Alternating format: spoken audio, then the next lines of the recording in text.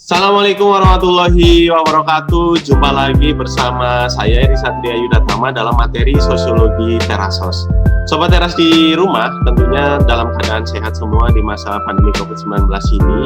Dan kali ini saya akan menyampaikan sesuatu hal yang baru di materi Sosiologi SMA kelas 11, di mana Sobat Teras semua sudah memasuki KD 3.5 atau bab 5 berkaitan dengan materi integrasi dan reintegrasi sosial.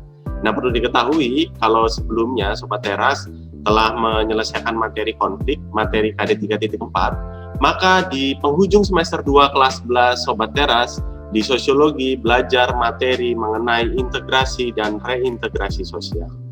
Nah, Sobat Teras semua, jadi ini peta konsep pembelajaran mengenai KD 3.5, yaitu integrasi dan reintegrasi sosial. Ada pengertian bentuk proses dan faktor pendorong integrasi, kemudian ada disintegrasi, kemudian bagaimana perdamaian dan integrasi atau kohesi sosial, ada pemulihan, recovery, rehabilitasi, rekonstruksi, transformasi sosial, dan reintegrasi sosial. Kemudian di subbab yang terakhir, Sobat Teras semua akan belajar mengenai reintegrasi dan koeksistensi sosial dalam kehidupan damai di masyarakat. Kemudian, pada video kali ini, video yang pertama di materi KD 3.5, saya akan menjelaskan atau menjabarkan materi mengenai pengertian integrasi sosial dan bentuk-bentuk integrasi sosial. Hanya ada 2 saja. Jadi kalau Sobat Teras nanti menonton video ini sampai akhir, maka Sobat Teras akan bisa mendapatkan tujuan dari pembelajaran video ini. Yang pertama, peserta didik dapat memahami hakikat integrasi sosial. Jadi apa sih integrasi sosial di dalam masyarakat itu? Nah, Sobat Teras harus tahu. Kemudian yang kedua, peserta didik dapat mengidentifikasi bentuk-bentuk integrasi sosial yang ada di masyarakat. Jadi kira-kira di dalam masyarakat kita itu bentuk-bentuk integrasinya apa saja? Nah, kita akan dipelajari di dalam video pembelajaran saya kali ini. Langsung saja kita masuk ke tujuan pembelajaran yang pertama, yaitu memahami hakikat integrasi sosial. Sebelumnya, coba Sobat Teras perhatikan gambar yang saya tampilkan. Ini adalah salah satu gambar di mana masyarakat Indonesia, Sobat Teras tahu bahwa kita masyarakat yang sangat beragam, sangat majemuk dan multikultural. Di mana di gambar ini bisa Sobat Teras lihat ada perbedaan-perbedaan agama di dalam masyarakat Indonesia kita. Tetapi perbedaan-perbedaan agama yang ditampilkan di dalam gambar saya ini, kita bisa tetap hidup berdampingan satu sama lain. Kita bisa tetap satu di dalam bendera merah putih, yaitu kita tetap bersatu di dalam Indonesia dan kita menjauhi yang namanya perpecahan atau konflik antar agama. Nah, proses menyatunya berbagai unsur agama ini yang ada di Indonesia dinamakan sebagai sebuah integrasi sosial. Nah, kira-kira apa ya integrasi sosial itu? Masih penasaran Sobat Teras? Saya akan menampilkan salah satu gambar atau sebuah aktivitas di dalam kehidupan masyarakat kita. Coba perhatikan, ini adalah salah satu gambar pasar tradisional yang ada di Indonesia. Di mana kalau Sobat Teras bisa melihat, di sini ada yang menjual, kemudian ada yang membeli, di sini ada yang membawakan barang-barang. Terlihat banyak sekali mobil-mobil, mungkin dia adalah salah satu supplier sayur-sayuran barangkali. Dia adalah salah satu supplier yang menjual buah-buahan. Nah, semua masyarakat yang ada di pasar ini, mereka menyatu. Mereka saling mengisi satu sama lain. Mereka saling membutuhkan satu sama lain. Penjual membutuhkan barang-barang dari supplier, supplier membutuhkan penjual, penjual membutuhkan consumer dia membutuhkan penjual karena dia akan membeli barang, baik itu sayur atau buah. Nah, aktivitas di dalam pasar tradisional ini merupakan salah satu contoh nyata bahwa adanya integrasi sosial di dalam masyarakat kita. Lalu, kira-kira apa nih integrasi sosial? Apakah Sobat Teras di rumah sudah bisa memahami? Apa itu integrasi sosial? Langsung saja, ada beberapa tokoh yang menjelaskan mengenai pengertian integrasi sosial. Nah, di sini saya mengambil dari salah satu penulis buku Sosiologi SMA kelas 11, yaitu dari Kun Mariyati dan Juju Suryawati di dalam buku paketnya halaman 140, kelas 11 ya, bahwa integrasi sosial merupakan proses penyesuaian unsur-unsur yang berbeda di dalam masyarakat sehingga menjadi sebuah kesatuan yang utuh. Unsur-unsur yang berbeda tersebut dapat meliputi perbedaan kedudukan sosial, ras, etnik, agama, bahasa, kebiasaan, sistem nilai, dan norma. Jadi, integrasi itu adalah sebuah penyesuaian unsur-unsur yang berbeda, kemudian menjadi sebuah satu kesatuan yang utuh. Kalau tadi di gambar di yang pertama bahwa kita berbeda agama, ada agama Islam, Kristen, Katolik, kemudian Hindu, Buddha, dan sebagainya, kemudian kita disatukan menjadi satu di dalam Bhinneka Tunggal Ika ya, di dalam Bhinneka Tunggal Ika Indonesia, di mana kita saling menghargai dan kita bisa bebas beraktivitas agama sesuai dengan keyakinan kita. Nah, proses penyatuan perbedaan agama tadi itu adalah disebut dengan proses yang namanya integrasi sosial. Atau perbedaan kedudukan sosial. Misalnya, tadi kalau yang di pasar, ada yang menjadi kedudukannya sebagai penjual, ada yang menjadi pembeli, ada yang menjadi distribusi. Kemudian mereka disatukan dalam satu tempat, di mana mereka saling membutuhkan satu sama lain menjadi suatu kesatuan yang utuh di masyarakat pasar tradisional. Nah, masyarakat pasar tadi ada penyesuaian unsur yang berbeda sehingga terjadi sebuah integrasi sosial, baik itu antara penjual, pembeli, distributor, atau mungkin yang menjadi kuli angkatnya di situ, angkat-angkat barang dan sebagainya. Nah, itu adalah pengertian dari integrasi sosial menurut Kun Mariyati dan Juju Suryawati dalam bukunya. Kemudian yang kedua, menurut William dan Mayer, bahwa integrasi sosial itu bisa terbentuk apabila sebagian besar anggota masyarakat sepakat mengenai struktur masyarakat yang dibangun, merasa berhasil saling mengisi kebutuhan-kebutuhan di antara mereka, serta bisa menjalankan norma dan nilai yang telah terbangun cukup lama secara konsisten. Nah, Sobat Era semua, ini adalah menurut si William dan Mayer, di mana integrasi itu terbentuk apabila masyarakat itu saling sepakat. Sepakat apa? Sepakat mengenai struktur masyarakat yang telah dibangun. Misalnya ada nilai dan norma yang telah dibangun di dalam masyarakat. Contohnya, yang mudah aja lah, misalnya di sekolah. Di sekolah itu ada aturan tata tertib, nilai dan norma yang harus dipatuhi oleh seluruh warga sekolah. Nah, ketika warga sekolah yang dia basicnya dari berbeda-beda latar belakang, ataupun dia berbeda-beda statusnya, ada yang murid, ada yang guru, ada yang karyawan TU dan sebagainya, mau tidak mau dia harus mematuhi nilai dan norma atau tata tertib yang ada di sekolah itu. Nah, perbedaan-perbedaan kemudian menjadi satu kesatuan yang utuh, itu dinamakan sebagai integrasi sosial. Ini menurut si William dan si Mayer. Jadi mereka bisa menjalankan norma dan nilai yang telah terbangun cukup lama secara konsisten. Jadi apabila sebuah tata tertib di sekolah itu dijalankan dengan baik oleh seluruh warga sekolah, terjadilah sebuah integrasi, terjadilah sebuah penyatuan di dalam sekolah itu. Nah, Sobat Era semua, itu adalah pengertian dari integrasi sosial atau hakikat dari integrasi sosial. Semoga Sobat Era bisa memahaminya ya di rumah mengenai hakikat integrasi sosial. Kemudian, suatu integrasi dapat berlangsung secara cepat atau lambat. Di dalam kehidupan masyarakat kita, integrasi itu bisa berlangsung secara cepat atau lambat, tergantung pada faktor-faktor yang mempengaruhinya. Yang pertama, dipengaruhi oleh homogenitas kelompok. Yang kedua, dipengaruhi oleh besar kecilnya kelompok. Yang ketiga, dipengaruhi oleh mobilitas geografis. Dan yang terakhir, dipengaruhi oleh efektivitas komunikasi. Kita akan bahas satu persatu. Sebenarnya, integrasi sosial itu bisa berjalan cepat atau lambat karena faktor yang pertama adalah homogenitas kelompok. Jadi, di dalam kelompok masyarakat yang tingkat kemajemukannya rendah, integrasi sosial itu akan mudah tercapai.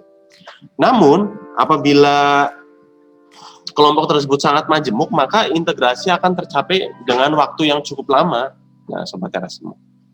Contohnya apa? Misalnya di dalam sebuah kelas yang berisikan 40 anak. Ketika 40 anak itu berasal dari satu latar belakang yang sama, misalnya dia berasal dari budaya Betawi semua, orang Betawi semua. Tentunya proses penyatuan di dalam kelas itu mereka saling mengenal satu sama lain, mereka bisa bekerja sama itu sangat cepat. Namun akan berbeda cerita apabila di dalam satu kelas berasal dari latar belakang yang berbeda, ada yang dari Betawi, Jawa, Sunda, ada yang dari Batak, Madura. Kemudian mereka di dalam satu kelas itu, tentunya proses penyatuan atau pengintegrasian sosial di dalam kelas itu akan berjalan cukup lama. Karena kita perlu memahami bagaimana perbedaan-perbedaan antara satu individu yang memiliki latar belakang yang berbeda. Nah, itulah faktor yang mempengaruhi cepat lambat sebuah integrasi. Yang pertama adalah homogenitas kelompok, bisa Sobat Teras pahami ya. Kemudian yang kedua adalah besar kecilnya kelompok. Umumnya dalam kelompok yang kecil, tingkat kemajemukan anggotanya relatif rendah, sehingga integrasi sosial mudah tercapai. Hal itu terjadi karena dalam kelompok yang kecil, hubungan yang terjadi secara insentif, sehingga tukar-menukar budaya akan semakin cepat.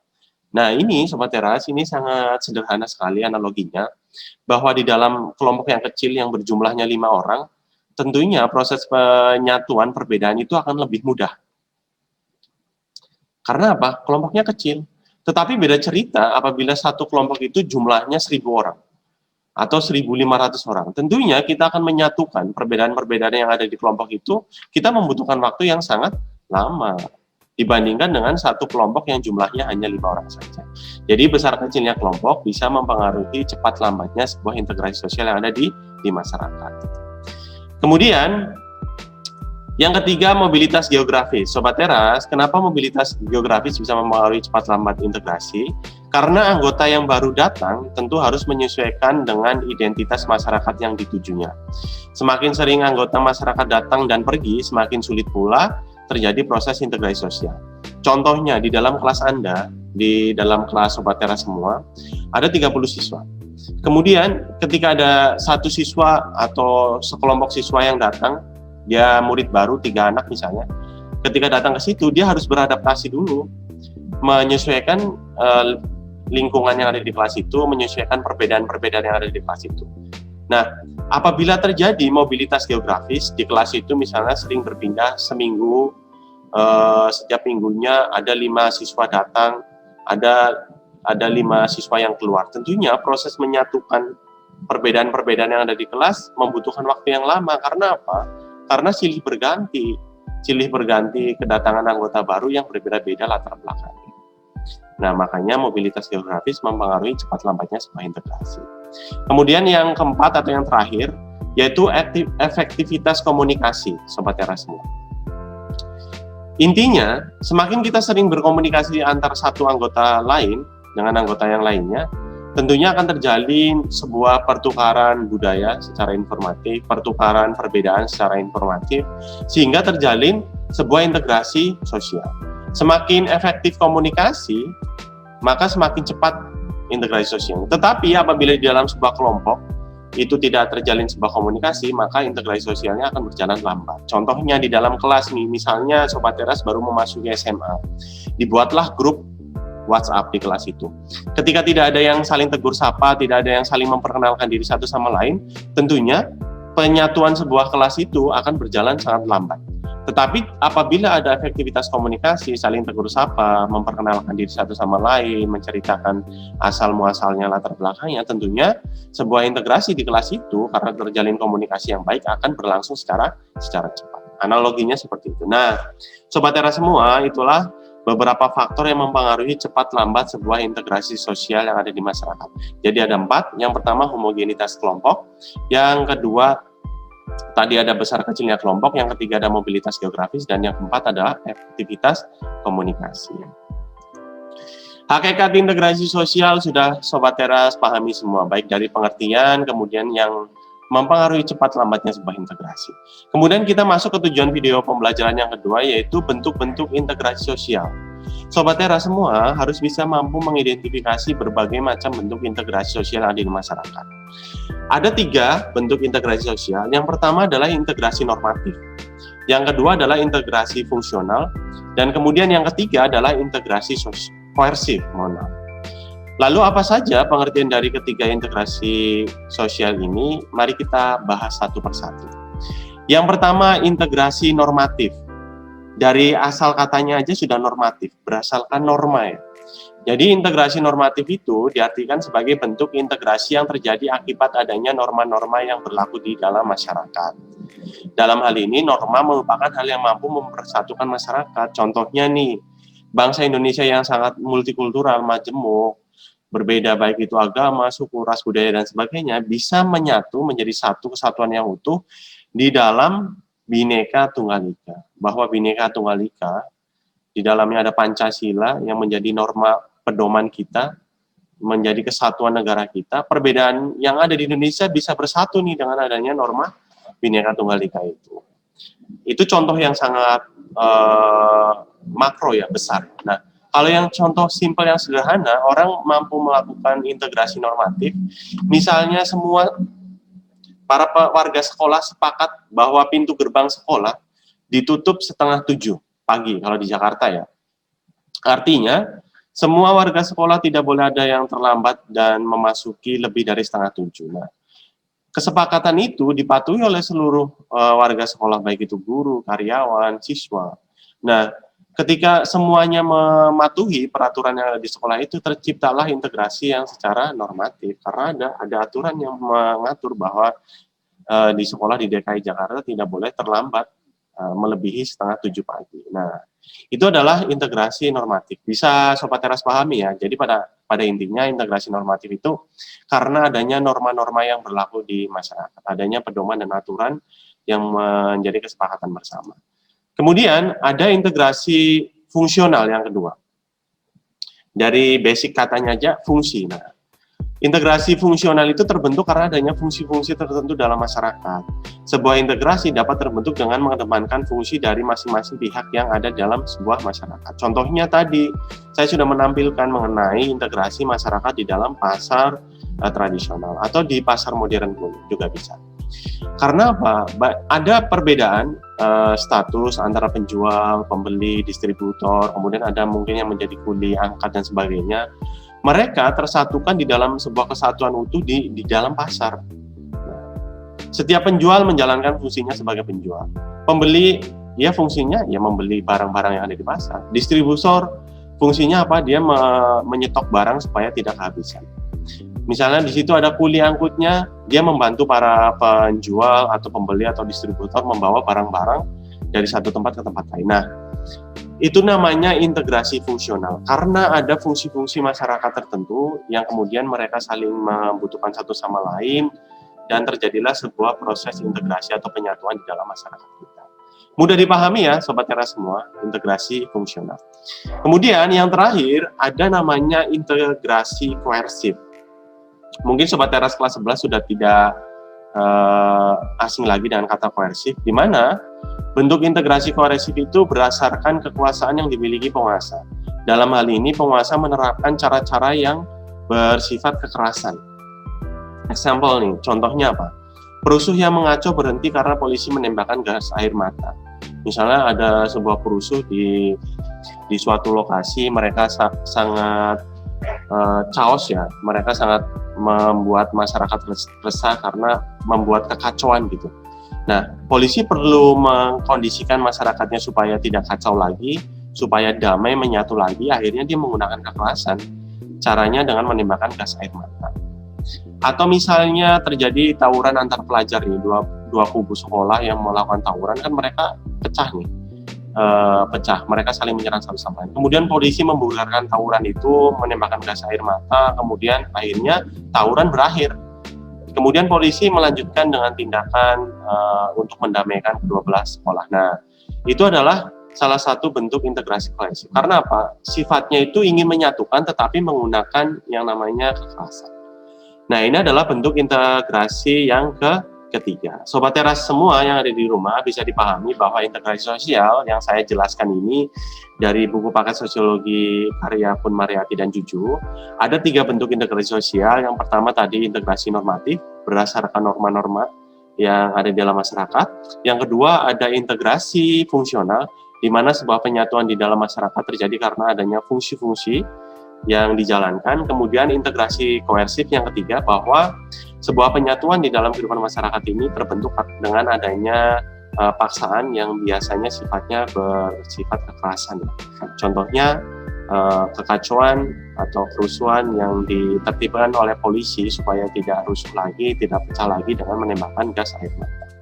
Sobat Teras semua, itu adalah materi yang pertama mengenai integrasi dan reintegrasi, di mana Sobat Teras sudah belajar mengenai hakikat atau pengertian integrasi, kemudian cepat lambatnya integrasi sosial, dan Sobat Taras sudah mengidentifikasi berbagai macam bentuk integrasi sosial di masyarakat. Sekian dan terima kasih materi awal mengenai integrasi sosial ini. Sampai jumpa di materi berikutnya mengenai proses dan faktor yang mendorong integrasi sosial. Dadah, semoga bermanfaat. Assalamualaikum warahmatullahi wabarakatuh.